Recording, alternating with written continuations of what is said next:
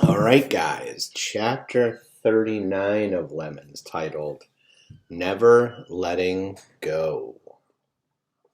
That Sunday, Charlie decides to knock number 3 off my list of things he used to not know about me. The most embarrassing one. I never learned how to ride a bike. There you go, Lemonade. You got it. You got it. That's Charlie hollering behind me while I'm pedaling down the street in front of the house.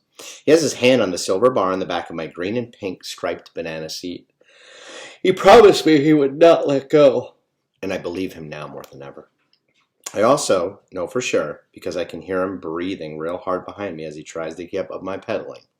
Tobin and Debbie are sitting in the cheering section located on the yellow porch swing. Look at you go, Lemonade! Debbie cheers. You're leading too much to the right, Tobin hollers. I pedal until I reach the stop sign, and I turn the silver handlebars to the left and make a very shaky U-turn, and I begin pedaling back toward the cheering crowd.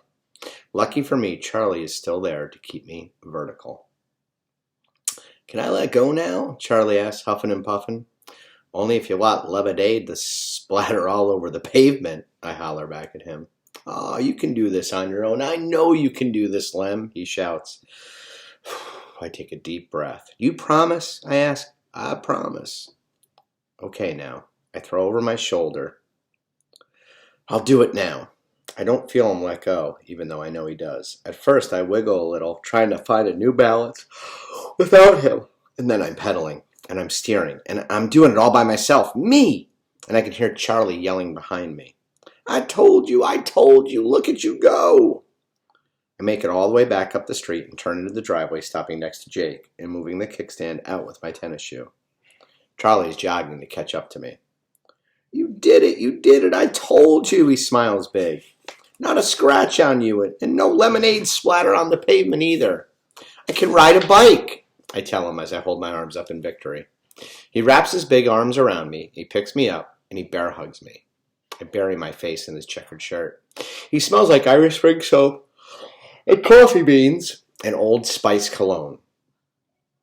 I know it's a smell that I'll never forget, just like my mama and her strawberry suave.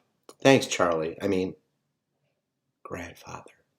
I whisper into his shoulder. He doesn't say anything, but I know he hears it, because he squeezes me even tighter. That night, in celebration of my great accomplishment, Charlie takes me, Tobin, and Debbie to dinner at the Arthur Treacher's Fish and Chips, all the way in Reading. We toast my achievement with root beer floats for dessert. Debbie probably would have ordered strawberry ice cream for her float if they had it, but they don't. When we all have our floats, Charlie pushes his chair out and stands up. To lemonade, Charlie says at Arthur's Treacher's cup, and he holds Arthur Treacher's cup high in the air. Tobin, Debbie, and I all raise our cups high in the air too. To lemonade, Debbie cheers. To lemonade, Tobin repeats. And to those who should be here with us celebrating on this fine evening, Charlie goes on. To Elizabeth, Rebecca, and Scotty. Wherever you may be, we know you're all here with us tonight, and you're in our hearts forever. Hear, hear, Debbie exclaims. Where? Tobin looking around. No, Tobin, it just means that I agree, Debbie explains. Oh, hear, hear then, he shrugs, and I laugh. Well, let's all share one thing we miss about them.